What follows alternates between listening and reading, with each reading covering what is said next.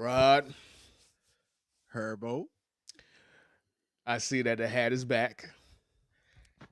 It's back. Rod, what does that mean? What does that mean when the hat makes an appearance? Hey, when the hat makes an appearance, for those of y'all watching, especially if you're new to the show, uh, when the Dolphins hat is on, when one of my hats is on, we won. We got We the dub. Hey, we got the definitely dub. got Yes, sir. that W, man. So, Got the first dub. things first, man. Let's get the intros out of the way. This is the Phin Outta Water Football Show. I am your host with the most, B Herbo, and I have my brother from another mother.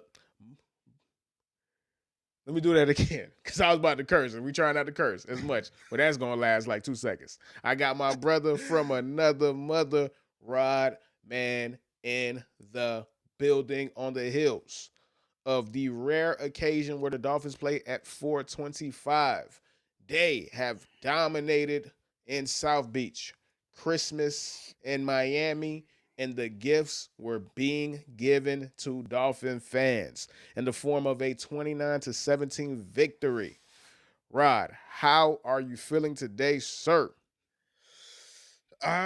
Listen, Herb, you always feel good after a win, even though in a weird way, winning doesn't help you given the situation we're in. But I hate losing anyway, even though losing would kind of be better in terms of draft positioning and all that. But with that being said, the Dolphins mathematically have a chance to make the playoffs. So they won. They eliminated the 49ers, got revenge for a game that we played for them 2 years ago. Yeah, I still remember those games. I count a game that we lost to a team and then we get to get back. I count that as revenge. We got That's revenge. that's pretty rough, man. That you really in the trenches, dog. If you count in the 49er wins or losses from two years ago, dog. God, Yeah. leave, Oh man. yeah. Yeah. Uh, but first things first, man. If you're watching on YouTube, please like, give up some comments, do whatever. We are trying to catch the algorithm, and we cannot do that without these likes, man. So, we Thank got some y'all for people that's in tuning the in view too, shoot. man. Appreciate that. Thank Appreciate you for that. tuning in. We had a great week. We had multiple videos that did over 1,000, did 1,000 views. So the train is rolling. The train has momentum, and we are going to take this into the next year, bro. We're only gonna get bigger. We're only gonna get better. We're only gonna get more content, man. So make sure you give us some likes, man. So we catch the algorithm, man. Now with that shameless plug out of the way, man. Let's talk some Dolphins, man. I did say, man, Christmas in Miami, man. So got the banner out, man. So let's talk about the game as a whole, the totality, the macro sense, and then we're gonna go smaller, and look at the individual parts of the game itself. With that said, man, how do you feel about the Dolphins? Because winning this game, like you mentioned, put you guys in a precarious position because, of course, you want to win. Of course, you want to have that morale boost. Of course, you want to finish out the season strong. But does that really help y'all? Depends on who you ask, Herb. It depends on how you feel about the team and the players we have and whatnot. There's a lot of factors. There's a lot of Okay, so factors. before we get to that point of the conversation, let's just talk about the game, man. So, what's your biggest takeaway from the game this game, sir? Well, Herbie, it was nice to see a resurgence in the Miami running game, right? Um, the Dolphins actually these past 4 or 5 weeks, we had our worst running the football stretch in the history of our franchise. So obviously now, we got Raheem Mostert sighting. He's been hurt, and I think Slash in the doghouse most of the season. So we got an appearance from him. Obviously, Devon Achan did his thing. I'll get to him a little later. But it was nice to see the Dolphins stick to the running game, and that was something, Herbie. That was Mike McDaniel's calling card. When Mike McDaniel was in San Francisco, he was the run game coordinator, and it's kind of crazy that we just haven't seen a lot more emphasis on trying to really establish that side of the ball. Now we made an effort to do that this game, Herbie, and what I'm saying, it looked a lot better than it has in recent weeks. You know what I'm saying, especially to have well over 100 yards rushing. But Tua, he looked sharp today. You know what I'm saying, and I'm gonna say something that's gonna shock y'all in a second. I just want to give my props first. You know, the defense, they played a good game. We held them to 17 points. When we got down to the red zone, the 49ers had to earn every score that they tried to get. We held them to field goals most of the day. We had some drives where we were able to apply pressure on Brock Purdy, and that ultimately helped seal the game towards the end. All in all, Herbie, and by the way, man, the 49ers kicker, I'm pretty sure they're going to jump that man on the plane ride to the house, dog. Because he missed a couple of field goals where I thought to myself, like, damn, man, like these NFL kickers, y'all just like, what are you here for? Why? What are you here for? You know what I mean? And on the flip side for us, Jason Sanders, Herbie, the stud of the day. When the Dolphins offense was stalling out on drives, Jason Sanders, we were able to depend on his somewhat sometimes shaky leg. But all in all, Herbie, I'm happy it's a Dolphins win. But there's a point I want to make, Herbie, and we're going to talk about this guy a little later. But I just want to make this point now, Herbie. I just got to say this. When the Dolphins aren't playing well, Herbie, and we lose games, there are a lot of guys who get a lot of blame. Chris Greer gets a lot of blame. Mike McDaniel gets a lot of blame. Tua, God, he's the worst, right? When we lose, Tua's the worst quarterback of all time. But you know who escapes blame, Herbie, a lot more than he should? Tyreek Hill. Tyreek Hill dropped not one, but two touchdowns in this game, Herbie. Tyreek Hill this season has been more decoy than he has been number one receiver, Herbie. And I just got to say, I'll probably be in the minority in this, in this idea. But I wouldn't like if the Dolphins decided to trade Tyreek Hill and get rid of him this offseason to get assets. I'm cool with it, Herbie. I'm cool with it. I'm cool with it. Whoa. I'm Whoa, cool with you it. talking spicy now. You I'm talking cool with it. real spicy, man. I'm What cool you with what it. you what you dating a Latina, bro? What you got? What you got? Blablanos and jalapenos and jalapenos and what you cooking up there, buddy? Them takes is getting hotter and hotter, man. Now You I'm feel just me? saying. To That's to how to Herbie. That's how to he makes me my feel now. to my Haitian people, man, that sound like some pickles in there, bro. To to my Jamaicans out there, man, you got some Scotch bonnet peppers in these takes, man. They are cooking up and they are hot, man. That shit is you gonna feel that shit tomorrow. Oh yeah. Oh yeah. Yeah, man. I love it. Mentally prepare, Herbie. Mentally I love prepare. it, But man. I love it because that is a very interesting thing. Tyreek Hill has skated, and I mean skated. I mean professional Olympic level ice skated criticism this entire season. And again, the reason why he gets to skate and the reason why Tua gets the boatload of all of the criticism is one word. I said it last week. I'll say it again. Credibility. Tyreek Hill has credibility. So when Tyreek Hill drops shit, it's Tyreek Hill. He doesn't really normally do that. When Tyreek Hill is getting locked up, Tyreek Hill doesn't normally get locked up. Do we forget that Tyreek Hill did hurt his knee? Do we forget that Tyreek Hill had offseason surgery this year? Do we forget that Tyreek Hill is 30 and a big part of his game is his explosiveness?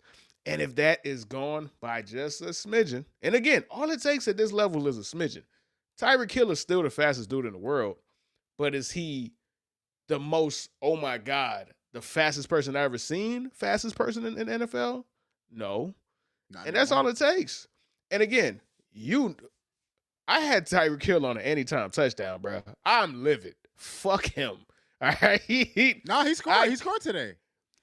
Yeah, but it didn't matter at that point. And thank God he did, bro. But still, it didn't matter at that point because I'm saying that's how focused I was because I had him on at any time. So when he dropped the touchdown, he would drop his shit. I'm like, bro, what are you doing? What are you doing? The fuck is you doing, nigga? I got bills to pay, bro. Shit real. Again, that is the problem of betting. It makes me hate people that I normally wouldn't hate. That's neither here nor there. That's neither here nor there. My ticket got busted anyway, so it doesn't matter. But yeah, man, that's a very important point that you made because I follow Dolphins Twitter. I follow Dolphins social. I don't think I've seen that at all at any point, that conversation. Well, here's the thing too, Herbie, and I'm not just talking this season. Like this season has been the most apparent, like you said, because Tyreek has been dealing with injuries. He had the incident with the police that happened early in the year that obviously it definitely affected him to start the season. But even dating back to last season, like maybe his first year, not so much. But Herbie, people always want to point the finger at Tua for disappearing in every big game, which is not true. Tua does not disappear. He has his disappearing acts, Herbie. We saw one last week. But that's not every time we play a good team. Sometimes, Herbie, Tyreek disappeared. Last season, when we played the Chiefs in the regular season, he made the biggest blunder of the game. Like, they basically went on him fumbling the ball. Like, he has disappeared, dropped touchdowns in several. He had like 6 or 7 dropped touchdowns last year, Herbie, majority of which came against quality competition. Like, there are games where he completely disappears, where he's completely schemed out. Like, look, I know it's on the quarterback to obviously make plays and get the ball to the receivers. But Herbie, there actually aren't too many quarterbacks in the league that could get the ball to the receivers better than Tua. Like, the ball placement on especially that last drop touchdown he had, that ball placement was immaculate. It was like Tua literally put it right in his fucking chest. And at the end of the day, he's still like Herbie. At the end of the day, look, I'm not trying to diminish what Tyreek Hill brings to this offense. Obviously, because of the threat he is, because of how dynamic he has been throughout his career, teams have lived on playing two high safeties against us, in large part due to him. Obviously, we have speed all over the field, but he has always been our biggest threat since he's been here. But Herbie, I watched Tua's evolution this season. I watched the evolution of other players, which is really what I was watching this game for, Herbie. I know the playoff talk is fun and it's nice to dream that we could sneak in and shit. What I'm evaluating to end the season is who should we retain? Like, we have some good young talent on this team. Like, you see a Chop Robinson who's blossoming into a pretty damn good edge defender. And when you look at Bradley Chubb, he's probably not going to play a lick this season. Jalen Phillips, who always gets hurt, he'll be nice to have. There's other players, Malik Washington, Herbie, which is part of the reason why I'm saying this. If Tyreek leaves and you bump up Waddle and Malik and you add another option and we keep Janu, I'm good with that receiving core, Herbie. I'm good as long the offensive line is what needs to be freaking fixed, bro. That's Robert. I'm sick of Robert Jones, bro. Herbie, when I see a yellow flag on an offensive play, I'm usually thinking it's either Liam or fucking Robert. It's one of those two guys. Like, I'm sick of them, Herbie. I'm sick of our guard play. We need to do a better job of building an offensive line just for the entirety of the team. Football starts in the trenches.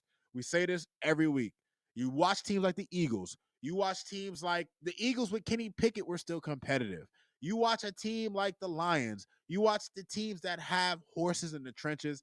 That's where football starts. You build your team from there and you build it out. The Dolphins have not done that in Greer's tenure. Now, maybe this is not the week to say we should get rid of Greer. I'm gonna be saying that shit until it is time for the season to end. I'm cool with keeping McDaniel, but fuck Chris Greer, Herbie. I'm sorry. I'm done All with this right, guy. all right, all right, all right. I'm done Again, with this guy. again, I'm I, done I with this got you, guy. man. I got you. I feel like I got to rein you in every week, man. Oh, slow down, slow steady, big Rod, slow steady. We Oh gonna eat. man. There's a lot of people to take off, man. Um, that conversation in regards to the offensive line, we're gonna be having that to the end of time, bro. We've been doing this for God knows what, 8 years, this entire tenure, right? But we have the whole off season, we have draft season, we have all the time in the world to Free devote agency, to all that, that yeah. free agency, to devote to that conversation. But I want to leave on a good note because at the end of the day, the Dolphins did win, right? Before we get there, though, I want to stick on to one point, and that's in regards to Tyreek Hill. So let's rewind it. Let's come back to Tyreek Hill for a brief second because Tyreek, not only is the conversation around Tyreek not magnified in the way that it should, the things that do get magnified in regards to Tyreek Hill are the things that we're in a tricky spot when it comes to social media and the relationship that social media has with professional athletes because a lot of these dudes grew up with social media and it feels kind of strange because we're both older than Tyreek Hill. So, and we're both Right. from an age where we didn't grow up with social media. We don't have this connection to social media. We don't really give two shits about social media. I could care less. But Same. a lot of these dudes did grow up with social media. And one of those dudes is Tyreek Hill. And one of those dudes, and the reason why I bring it up is because over the weekend, this quite caused quite a bit of a stir. Were you familiar with this tweet from Tyreek Hill, Rod? Oh, of course. Of course I was, man. Of course I was. But you know what, Herbie? I'm one of those people when it comes to social media, like, listen, people post cryptic shit all the time. I've even posted like things that people I might consider, depending on who reads it, they might think it's cryptic. Mm-hmm. But me personally, I didn't really take too much into it. Like, I didn't. Like, there was a lot of fans who were upset, right? Because the tweet is just a simple. it's time for me to go, coach. Like it was a simple, like, and people, it got the people riled up, Herbie. It got people talking. It got people chirping, because at the end of the day, people are thinking, oh, maybe Tyreek Hill's unhappy here. I don't know, man. He lives in South Florida. He's made a lot of money in South Florida. And sure, he might be thinking about the legacy he could have had he remained in Kansas City. But listen, man, pride goes before the fall, Herbie. And you chose the bag. You chose the bag. So Absolutely. So let me go ahead and bring up the tweet right now, man. So we're gonna go shoot. Bada bing, bada boom, man. So this is from Dolphins Wire. This and if you're not familiar, I'm not sure exactly the date, but over the weekend, Tyreek Hill tweeted, like Roger said, it's time to go coach. But because a lot of people, a lot of professional athletes, and I'm not here to question the intellect or the intelligence of the professional athlete, especially in the football ranks, but I seen multiple Tyreek Hill tweets, and he does not believe in periods, commas, endings, exclamation points, or anything that are vital to conversations with grammatical accuracy. So when he says it's time for me to go, coach, most people are going to think that he is saying it's time for me to leave this situation. I am talking directly to Mike McDaniel. I don't want to be here anymore. And as it says in the story, and we'll just read the story right here, man. Tyreek Hill, as often as he does, generated some chatter and raised some eyebrows with a post on social media this week. On Wednesday, the Miami Dolphins wrote, "It's time for me to go, coach." Yada yada yada. We just said that. No reason to double hap on that. But here's the juicy part. A day later, Hill cleared the air and said that's not the case at all. When you see guys like Teddy Bridgewater, Mike Vick get head coaching jobs, I want to be a I also want to be a coach when I'm done playing. Nigga, use a comma, dog. Just use a comma, dog. Like use a comma, dog. oh my Like god. or just add a very important word. It's time for me to go coach, comma, football. That's it, dog. That's it, dog. Like it ain't hard. It's a comma and a 8-letter word, bro. Like I know you have the check. You don't have the same 150 character limit like we do, like normal people do, dog. But again, part of that is this dude don't use periods. Part of that is Tyreek Hill knew what the fuck he was doing. All right. Absolutely, absolutely, Herbie. He knew he was gonna get Tyreek Hill. He is an attention seeker, like most receivers tend to be. Like he is a guy that knows he's gonna get people stirred up. He's gonna be a guy. We know that it's not all wide receivers, obviously, but if there's anybody on a football team who's gonna complain about not getting the ball, who's gonna complain about the production they have. We've seen the drama with the Eagles, right? Between their receivers calling out their quarterback. What's the problem? The passing game. Like it's just something that receivers do. They like to call for attention. And Tyreek Hill's kind of a troll, man. So Tyreek Hill knew he was going to get people riled up. He was going to get people talking, and that's just what he does. Herbie, he's not making headlines for 2,000 yards like he was the previous 2 years, right? So he's got to be remaining in the headlines somehow. And I don't know. Like that's why I didn't read too much into it. Like when I saw the tweet, I knew I was like, oh boy, he's gonna open the floodgates because people are gonna be like, oh, even after the statement that he made talking about Teddy Bridgewater and the coaching and all that, you've already opened Pandora's box. You've already got people thinking you want to leave. You already got people thinking, oh, he misses Patrick Mahomes and Andy Reid and the Chiefs. It's too late now. You opened the floodgates. But ultimately, I knew it wasn't gonna be a big deal in the end. No, I knew it wasn't a big deal either. Again, it this speaks to the generation divide. And again, I'm not trying to be on my old man on the lawn, bro. I'm 35, dog. I'm not 50. I don't. I have a couple gray hairs in my beard, and I got a couple gray hairs in my hair. But I'm not ancient, dog. Like there's not that much of a gap between me and Tyreek Hill. But me personally, and again, this is not. I'm not trying to grandstand. I'm not trying to have been on a high horse. I'm just talking from my personal purview. And it doesn't mean shit. I'm just a regular guy on a YouTube channel, right? But I don't understand the necessity to want attention that bad. And again, I am not Tyreek Hill. You don't get to be a professional wide receiver unless you are a narcissist, bro. That comes with You're right, right. it. It That has comes to. with it. It has to. So I'm not Yeah. judging him.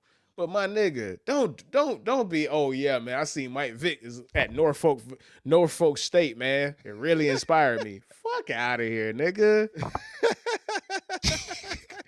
Hey, fuck out of here, Oh nigga. man, he's You funny, bro. wanted to cause a riot on social media and you knew how to do it. Again, you could have easily said, man, seeing Mike Vick coach football has me inspired.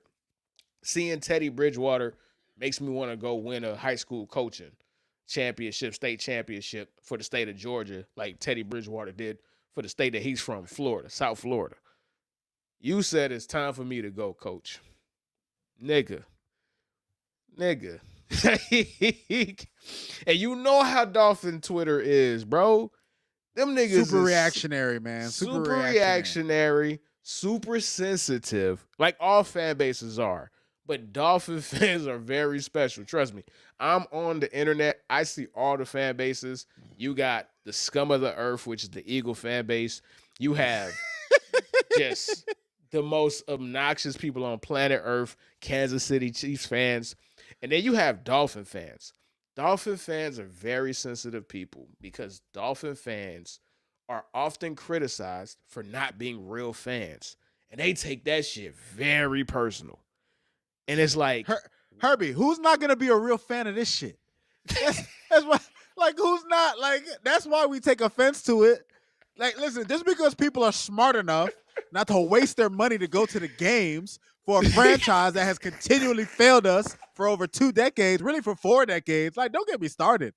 Like, don't tell me we ain't real fans, Herbie. Why would we stick with this? Why? For what? and that's What what have we makes it. gained? Bruh, you trust me. Course, I dog. know. We're here. We live in South Florida. I go to the bars. There's nothing but Dolphin paraphernalia everywhere, bro. When the Facts, Dolphins bro. are good. That's why last season was so exciting. Me as somebody who's an outside observer, when I went to the L houses, the Twin Peaks, the The the bruise um the rooms. Bruise Rooms, all of these places, when the Dolphins are good, you can't even get a seat at a table. You're standing at the bar. You have to throw your money in front of the bartender because they don't got time to even see you because it's packed. So we have been, well, you guys have been waiting for a serious football team, and you had it for 7 weeks last year, right? Like, you had it for all of 7 weeks. That 7 week run, woo, it was electric down here. But Woo, things, that 70 point game had niggas high, Herbie. what a High as fucking hell. crescendo. What a crescendo. Oh, man. But then, like a lot of things, like gravity, things came back down to earth. Like in hard, the real hard, man. the real Dolphins stood up, man. So that's just what it is, man. But again, going back to him being a narcissist and wanted to chase attention, bro. That tweet blew more than I expected. Cap. Got y'all exactly how I want y'all. Correct. That's it. That's really you, yeah. That's bravo, really you, Tyreek. Tyreek. That's Bravo. really you, motherfucker. Bravo, yeah. man. Bravo, man. But let's close out the game on a positive note because again, and I've been seeing a lot. I do a lot of self-evaluation on our channel, and I want to do one thing and make one thing clear.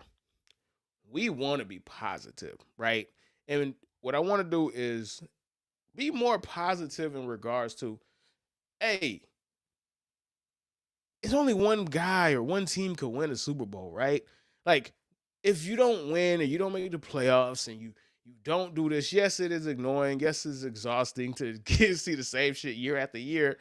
But let's be positive, man. So when going forward, and this is going to go in transition, and it's going to carry over to the next season. When the Dolphins win, man, we want to highlight the winners. We want to highlight the people that contributed to the win, man. So the name is a work in progress. Right now, we are calling it the Winner Circle, man. And what we're doing right now, this is a new segment. We just thought of it.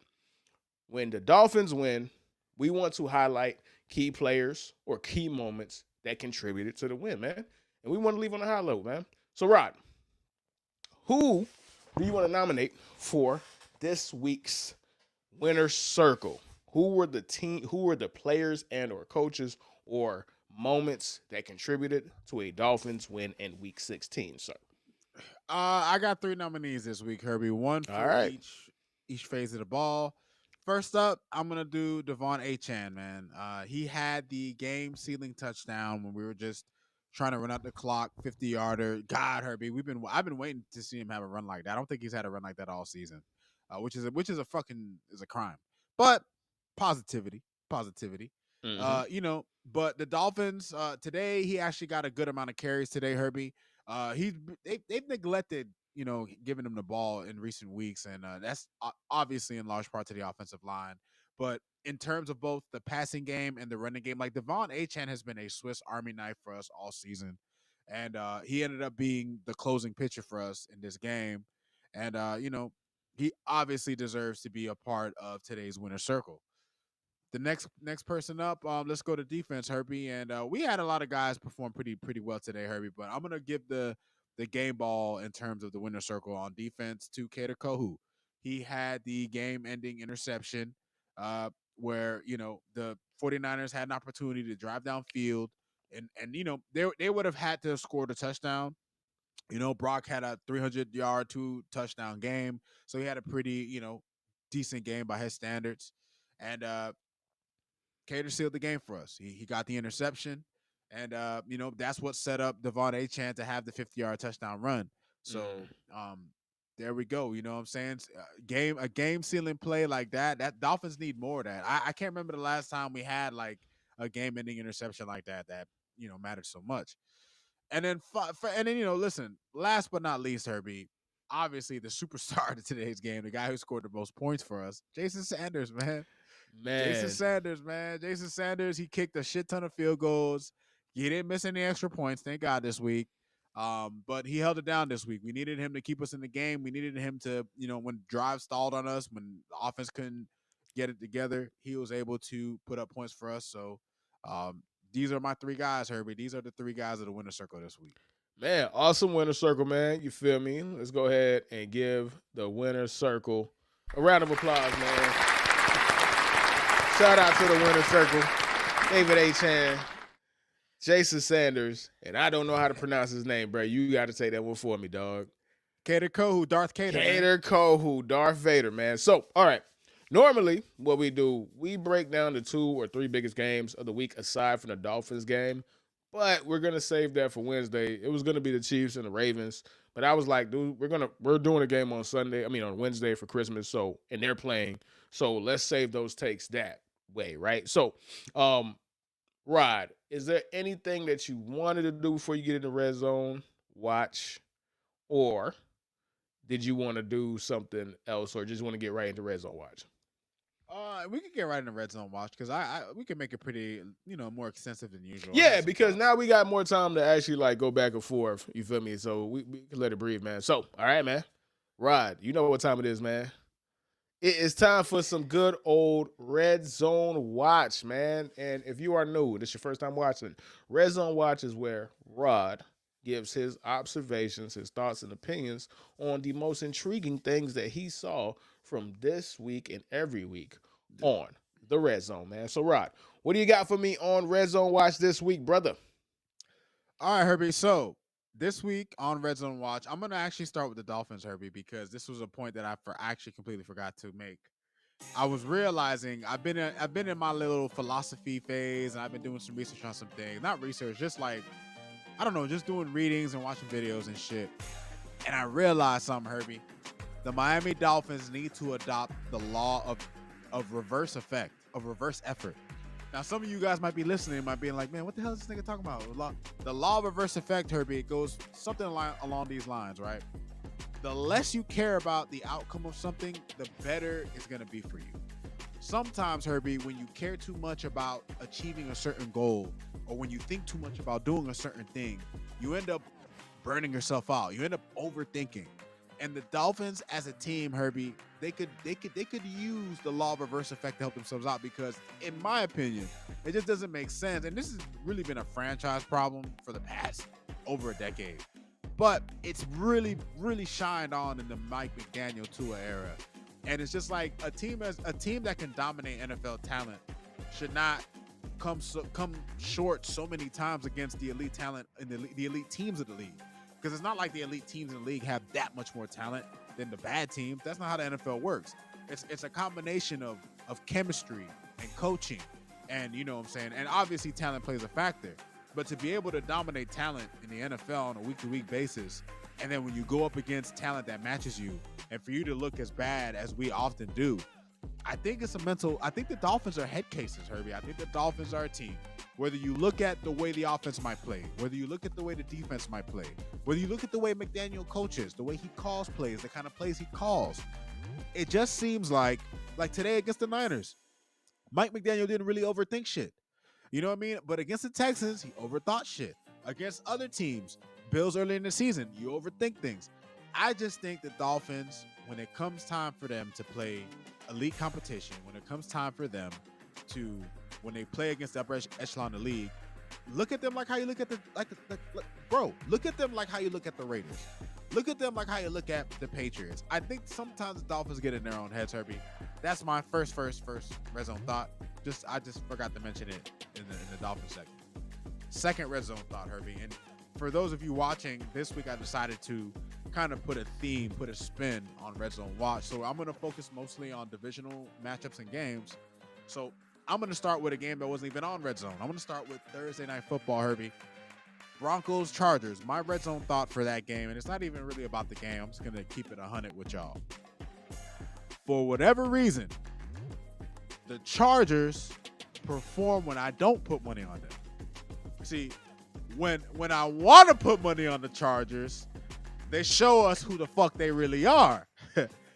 But for some reason, when I put money on the Broncos or when I don't put, all of a sudden Justin Herbert wants to look like a clutch quarterback. He doesn't want to throw the game-ending picks I'm used to seeing him throw. like the Chargers, Herbie, are one of the most maddening teams in NFL history. I don't know how their fans make it, Herbie. And the Dolphins are a maddening team too, but the Chargers are maddening in a different way because y'all have had a quarterback for God knows how long, since the early 2000s, and yet you're always in the same fucking place somehow for some reason, whether it's injuries, whether it's just a bad year by the quarterback, whether it's a bad defense, whether it's a bad coach. You had Brandon Staley for all these years. Now you got Jim Harbaugh. The Chargers actually have an opportunity to make some noise because they have all the pieces, Herbie. They have a top defense, they have a running game, and they have a talented quarterback. But for whatever reason, when Rodman decides, man, you know what, man, let me slide, man. You know what, Justin Herbert, Jim Harbaugh, you know what I'm saying? Y'all boys been looking good. Y'all been looking good. Let me throw a little money on. Nah, y'all never want to look good, but when I want to believe in Sean Payton, and I want to put money on Bo Nix and all them boys, and then Patrick Surtain, and y'all, and then the Broncos are up like 21-10 or some shit. I'm thinking, ooh, this was an easy bet. Big, I knew not to bet on the Chargers. I go to sleep. I wake up, Herbie. The Chargers 134-27. What the hell? Y'all niggas was up with like 24-10 at the half, man. What happened? But that's just this point I got to make about the Broncos and Chargers, Herbie. That's that. All right, now on to my actual football points. Steelers-Ravens, Herbie. The one thing I want to say about the Steelers and Ravens, Herbie, is that for whatever reason, it just seems to me like the Ravens and Steelers rivalry has been one of the best rivalries in football since these motherfuckers have been around. Dating back to the early 2000s, all the way through the mid-2000s when you had the Ben Roethlisberger era and the Joe Flacco era, the AFC Championship game, one of the most legendary games. I think there was 28 Pro Bowlers in that game, Herbie. You think about in recent times, the fact that the Steelers have really been the kryptonite team. Now, they weren't, obviously, yesterday for the Ravens, but they've been the kryptonite team for the Ravens. And I just thought to myself, like, it's nice to see that the NFL still has a rivalry that seems like it'll stand the test of time. It just seems like when it comes to the division games and you wanna have a marquee awesome matchup. You could always depend on the Steelers and the Ravens, and that game had a lot going on with it, right? The Steelers had a pretty good control of that game until Russell fumbled. Lamar played about as good against the Steelers as he's played in any of his appearances. Derrick Henry, they actually utilized him. And look, that game kind of helped Lamar's MVP chances a little bit, Herbie, right? Because you're going up against a Steelers team that if they drop another game, you can steal the division from them. So, the game was riveting in its own right. We got to see Lamar kind of overcome one of his greatest weaknesses, right? In terms of like a kryptonite, in terms of Metallo, right? If Lamar is Superman, the Steelers have been Metallo to him, right? They have that fucking kryptonite heart, and he was able to rip it out this time. And I'm happy for him, obviously, because Proud Boy, we gonna represent 954.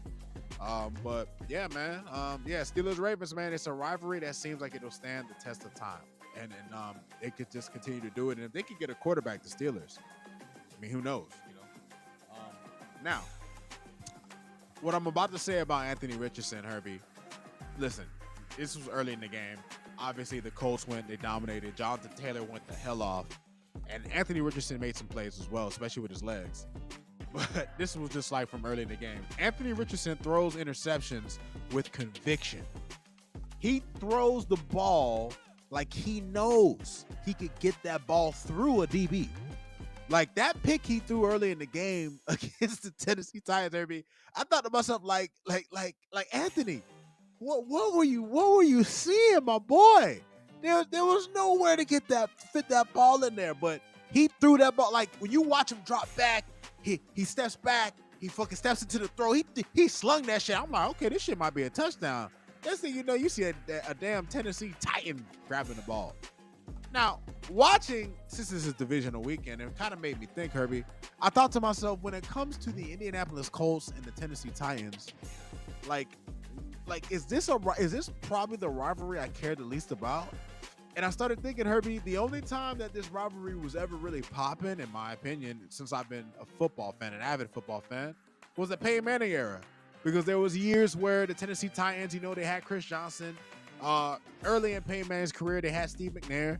So, outside of maybe the early 2000s, mid 2000s, the Titans and the Indianapolis Colts, man, whenever these two teams get together, you don't give a damn. It's usually for a fan outside of those fan bases a kind of a snooze fest. Just my opinion. Next point I'm making on Red Zone Watch. This had nothing to do with divisions, but this was just something I noticed. Bryce Young is an excellent case study on the difference between lack of confidence and being full of it. And I say that to say this, Herbie, because obviously to start the season, Bryce Young faced a lot of criticism. He looked terrible. It was well-earned criticism. He wasn't playing well, but a part of that, Herbie, was the mental, right? Bryce Young, when he started the season, you can kind of tell he kind of came into the season with a lot of like a negative cloud hanging over his head. And the one thing that you can learn from a situation like Bryce Young is when you step into a situation and you do not believe in what you can do, when you step into a situation and you have your doubts on yourself and you have doubts on the outcome of things, that will always hold you back. What you have to learn to do, you have to learn the process that not everything is going to go right. There are times in life, Herbie, where no matter how bad you want to be good at something, no matter how bad you want something to turn out for you, you're gonna take an L. You're gonna have guys drop passes on you. You're gonna make bad plays. Bad things are gonna happen to you when you play football, when you live life in general. But you just have to learn how to take those punches and roll with them, Herbie. And I think Bryce Young, as a young quarterback in the league, he has learned how to take punches and roll with them. He played excellent today against the Cardinals. He's looking like the guy that the Carolina Panthers hope they draft. Now, listen, he has a lot. He has a lot to prove in this league. But given where he started, to seeing the way he plays, his body language, the way his team reacts around him, to see the growth that happened for him this season, I would like to think that Carolina Panthers fans might have some hope in him. And hopefully he can maintain that confidence. Hopefully the organization can continue to build on that, add some pieces around him. And you never know, man. The Carolina Panthers might be a surprise team next year, dog. Confidence is everything, bro. When you lose your confidence, bro, you lose everything. You lose your powers. And it looks like Bryce Young, now that he is fully confident, now that the team and the organization seems like they are confident in him. And hell, even if they trade him to another organization, he has some talent. He could be good. So that all remains to be seen. But I just want to say that I'm happy to see a young guy who was down and out. You know, he's on the up and up. Next couple points I'm making, Herbie, are for the Philly Commanders and the Philly Eagles and the Commanders, right? Saquon has been remarkable for the Eagles this season. You know, this was me watching a play where he ran a 68-yard touchdown. Like, Saquon Barkley, Herbie, he's probably not going to win MVP because we know MVP is a quarterback award, right? Like, that's just what it's become. But goddamn, bro, had the Eagles won this game, he would have most definitely got that damn MVP, Herbie. The next Eagles and Philly thought that I'm going to have. The Eagles are such a talented team that they can even overcome Kenny Pickett. This was earlier in the game. They obviously couldn't overcome Kenny Pickett. But this led me to think about the Eagles and the Commanders, who used to be the Redskins and the football team. One of my most memorable Philly-Washington games, Herbie, and this is probably one of the most memorable games to all NFL fans, the Monday Night Massacre, when Michael Vick and the Eagles went on to face Donovan McNabb and the Washington Redskins, and the Eagles dropped 45 points by the half. It was one of the most remarkable games I ever watched, Herbie, because nobody expected at the time the Redskins to get their asses kicked the way they did. And I don't think people remember this at the time, but one of the greatest sports rants of all time happened in that era. There was a guy. This was before YouTube was really popping up with this type of shit. And I wish I would have remembered this. I just remembered it now.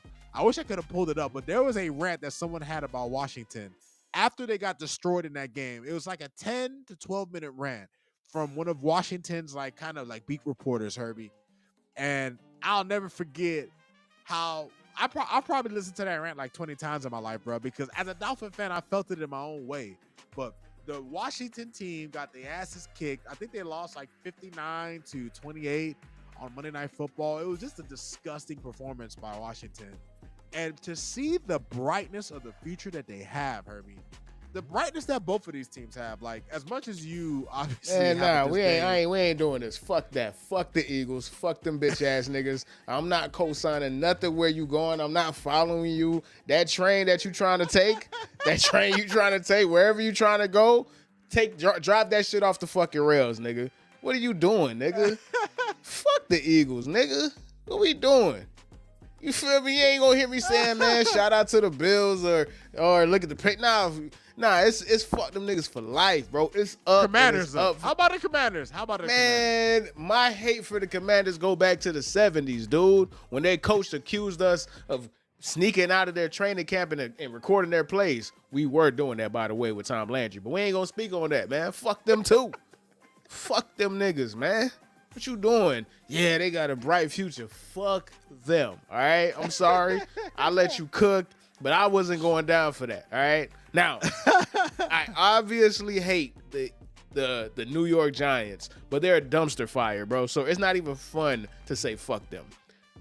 Having to see a really good, potentially great quarterback in Washington and having to see a unbelievably talented team that keeps being talented, that seems to be the only team that a fucking salary cap does not apply to. They have Hall of Fame linemen. They have two great wide receivers.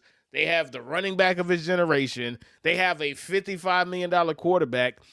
Salary cap, who cares? It doesn't apply to the Eagles. This goes back to 2017. This goes back to 2021. Where do they even get the fucking money from? Fuck them, all right? Fuck them, all right? We ain't doing that, Rod. I'm sorry. I even had to cut the music off of that shit. We ain't doing that. We not doing that. We not doing that. All right, so let's blitz through the last couple of points that you got, man. What you got? What else you got left? Last couple of points I have, Herbie. One is for Chicago. While the Lions are beating on the Bears at this moment, and this was like the second quarter of the game, Bears fans should look to the Lions as a symbol of hope. if only because one small step in the right direction could lead to a total makeover. Now, Herbie, the Bears and the Lions, I think historically, obviously, they're an age-old division. I don't know about like the 50s and the 40s and all those times how the rivalry was, but in my lifetime, their rivalry hasn't been much because neither team has really had their moments outside of Chicago before I was born, the 85 Bears. But if I'm a Bears fan, and even though they lost today, and if this season has been disastrous to say the least, at the end of the day, your future's bright.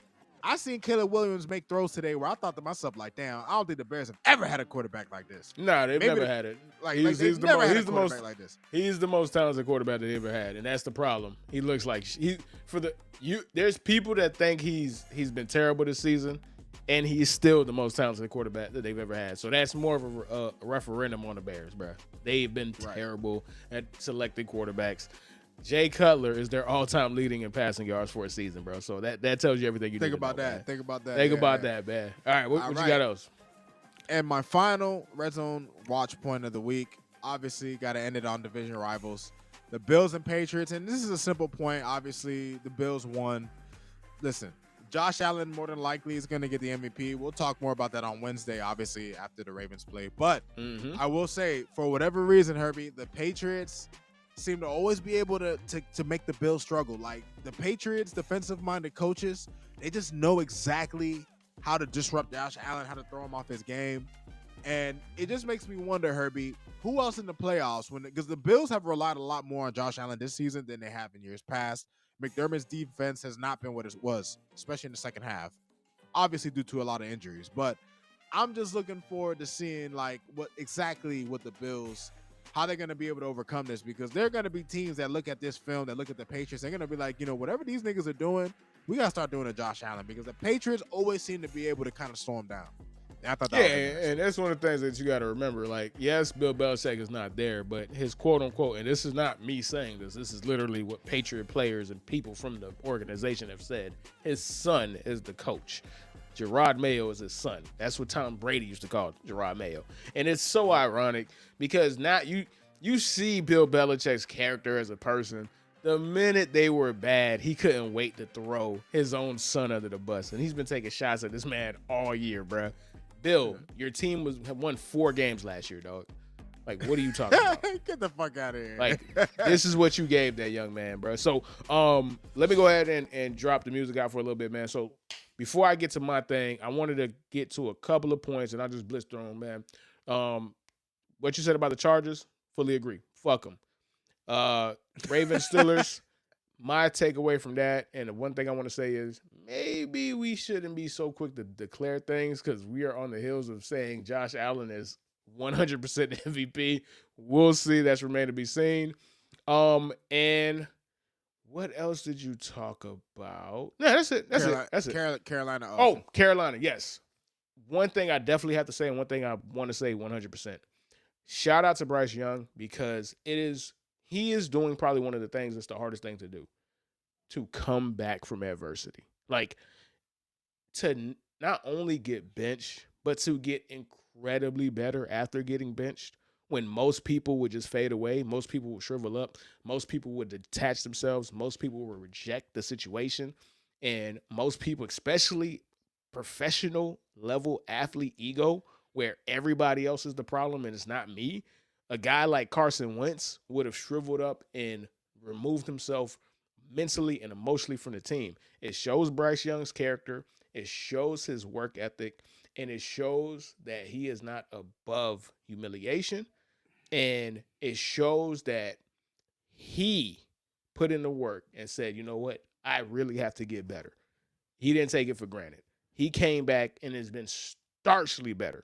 Anthony Richardson came back from a benching, and like you said, bro, he's throwing picks with convention still, dog.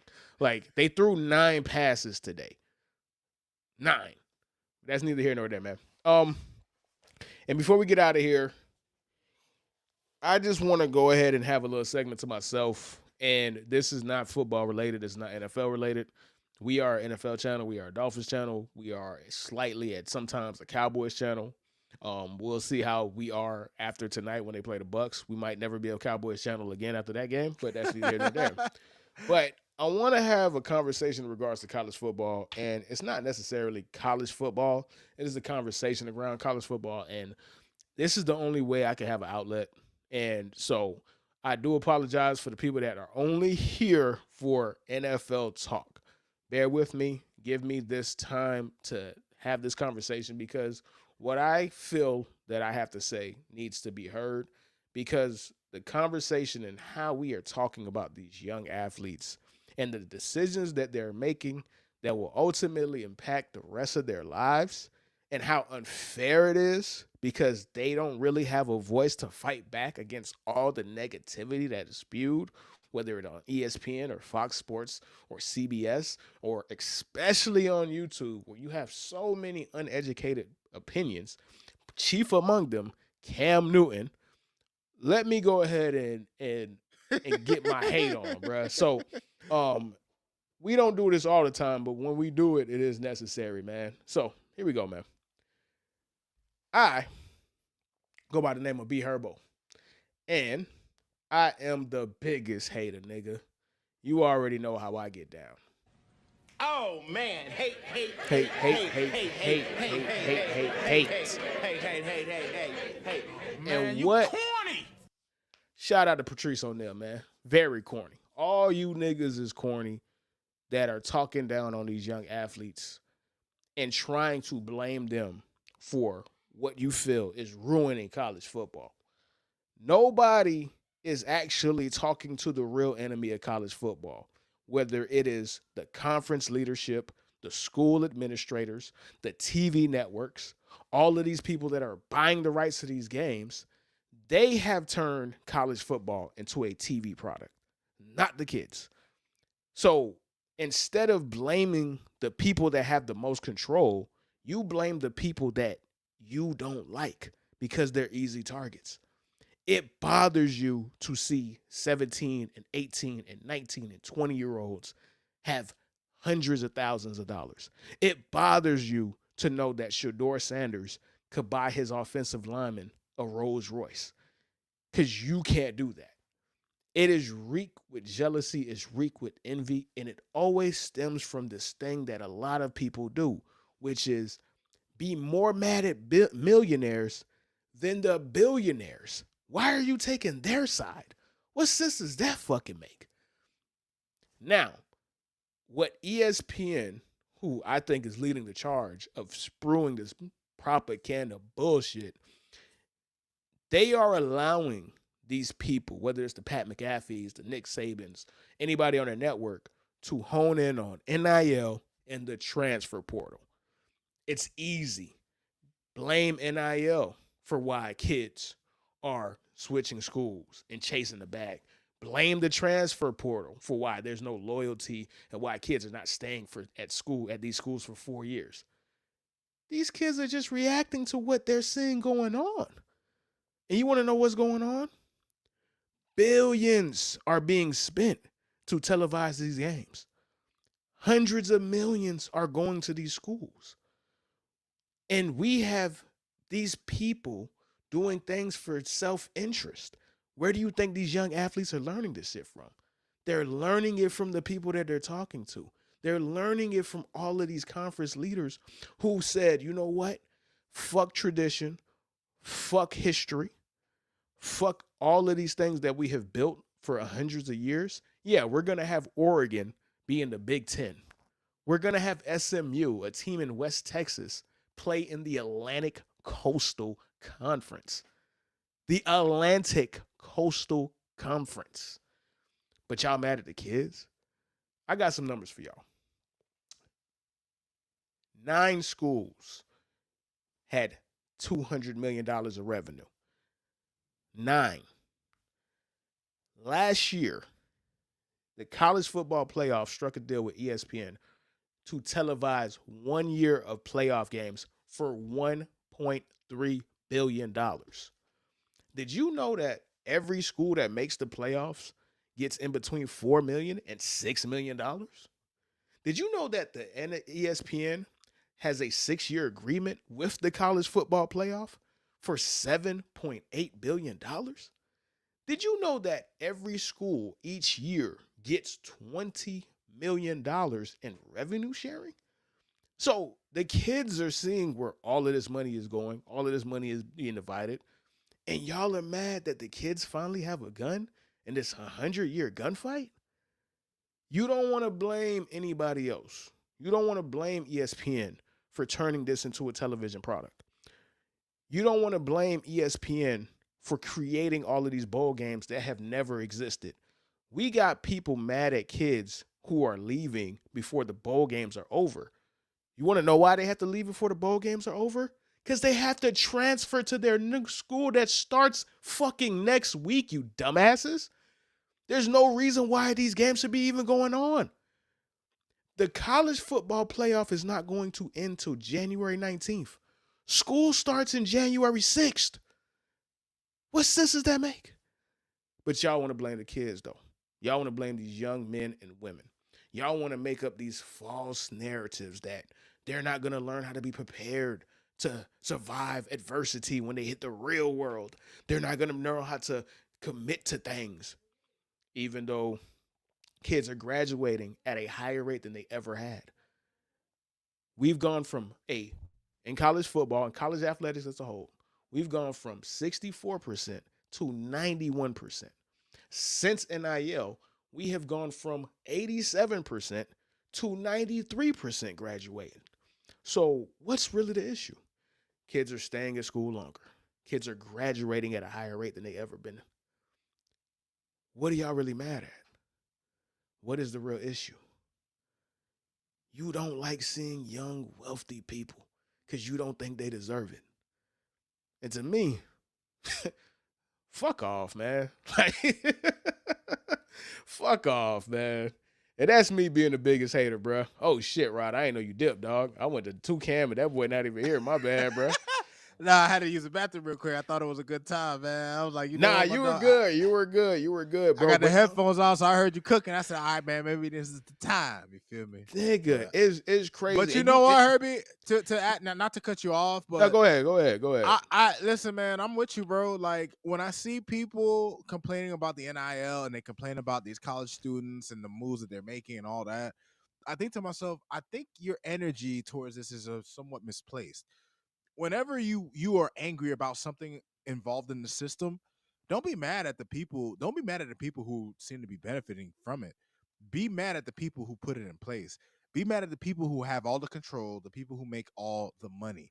They're the ones that you need to put, take that ire to them, right? To be mad at the college kids for doing what's best for them doing what's best for their families. Obviously, you would hope that a lot of these young people find the right counsel in order for them to help establish making the money that they get allow them to help financial advisors, things like that, to help them manage their money a lot better. You hope that they do those kind of things. Let me cut you off for one thing though, right? Because when has that never not been a problem? When has that not ever been an issue? And I'm not saying to you, Rod. I'm just talking to the people that always try to bring those points up. They be like, "Oh, kids don't know what to do with all that money." What's the difference? Every child actor on Disney Channel doesn't know what to do with money they're given. But you're not saying they shouldn't get the money. And the difference between being 22 and not knowing what you're going to do when you leave and enter the real world and being 21 when you enter the real world. Like, I'm not saying that having millions upon millions or hundreds of thousands of dollars placed upon people who've never had it is not going to cause problems. The Southern wealth effect thing is real. But there's a quote, and it's a quote from one of my favorite movies of all time. I've been a rich man and I've been a poor man. And when I got to deal with my problems, I'd rather be rich. I think these kids can figure it out. They have more access than they've ever had. They have more resources than they've ever had. And again, they're just reacting to what's going on around them. The fact that you think, these people are shameless hypocrites, dog. Shameless hypocrites. Former athletes who are saying, oh, they don't deserve that. I did it for the love of the game. When I was playing college, it was because of integrity, and I just love playing football. Shut the fuck up, nigga. You didn't have the option. That's it. That's it right there. It wasn't available to you. It wasn't It's easy. available to you. It's easy. It's easy to do that grandstanding righteous talk now when you didn't have the option. It's easy for anybody to fucking take that stance. It's It's so like, easy. dog, why do y'all keep blaming the athletes? The athletes did not create a college playoff. There's never been football, college football, this late into the year. For my entire adulthood growing up, there was two games that you played. It was the Rose Bowl and it was the national championship. The season was done. The bowl games were done by the first week of December. You want to know why? Because you had Christmas break. You're not even supposed to be playing football. You're supposed to be home with your family right now because you're still students. Mm-hmm. So every which way, the people at the top are choosing money. They're choosing money. Be damned. It's literally absurd that there's college football games going on right now.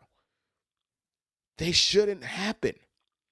But people want to hold on to this idea that this is amateur. And all I hear is, yeah, we know that this isn't amateur athletics anymore. So if it's not amateur athletics anymore, why are you holding the people to the standard?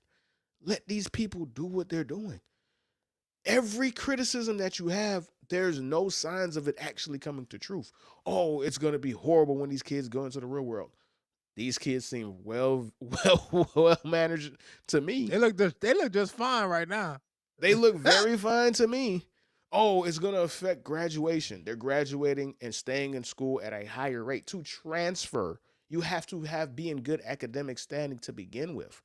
So you're incentivized to actually do good if you want to transfer to chase a bag. You're incentivized to go to class. You're incentivized to pass because you can't transfer unless you are passing. So all this shit is bullshit. And it's like, stop lying. Y'all just don't like it. It bothers you. You're not in control of it because you can't do it. Nobody else can. Stop fucking hating, man. I ain't the biggest hater. Y'all bitch ass motherfuckers is. Especially you, Cam Newton, dog. That shit you did with Coach JB, that was some real sucker shit, bro. You was co-signing the man saying he'll call his coaches, his players bitches and shit because they backed out of a bowl game because they not playing in a bowl game. Who the fuck wants to play in a Pop-Tart bowl, nigga? Fuck is you talking about?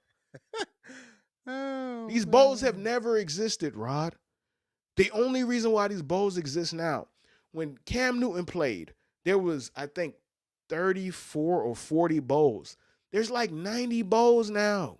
Because every bowl game is sponsorship. You get sponsorship. It's TV ad. It's ad revenue.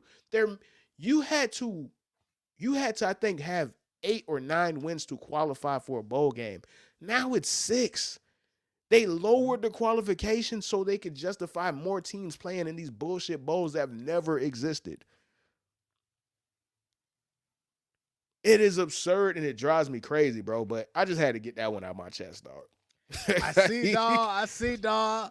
I see the steam leaving your ears, bro, man. it's been driving me crazy. Like, normally I don't really care, but when Cam did that shit, especially when Cam presents himself as somebody who's supposed to be, quote unquote, not like the Skip Baylesses, you feel me? Really having integrity and understanding and speaking from an athlete's point of view. And for him to do that sucker shit, it drove me crazy because I'm like, all you niggas do is get in front of a mic and turn into the people that y'all say y'all hated when y'all played.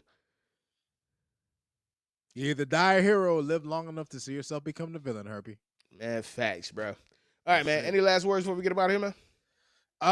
Just once again, I just want to thank everybody who's gonna tune into the clips, to tune into the show. We appreciate the support. We've been getting a lot of love recently, man, and we hope it keeps coming in. Obviously, we're trying to build this community for y'all and for us. You know what I mean? This is a safe space for us fans, man, for football. And this is just me. Just a shout out to the fans. I'll probably try to do a better job of this moving forward in the beginning of the show. But hey, man, y'all don't be shy about when you guys, because I actually noticed that we do get some live views. Don't be shy, man. Y'all go ahead. Y'all say y'all opinions. Y'all go ahead. Y'all let us know what y'all thinking. You know what I'm saying? You see something on the pod. For those of you guys who are fans of other teams that are not fans of the Dolphins, if you feel like, what I'm saying, we ain't getting something right, feel free to holler, man. Like, this is what we here for, man. You know what I'm saying? Phin Outta Water community. We're an open community. And I just want to thank everybody who's tuning in. And obviously, Herbie, I'm appreciative of you too, man. Could do this without you, dog. Absolutely, man. And you couldn't say it any better than I could, man. So with that, make sure, please, like, comment, subscribe. We love y'all for showing love to us, man. We'll see y'all next week, man. Week 17, but week 16 is Deuces. out, man. Deuces. All righty.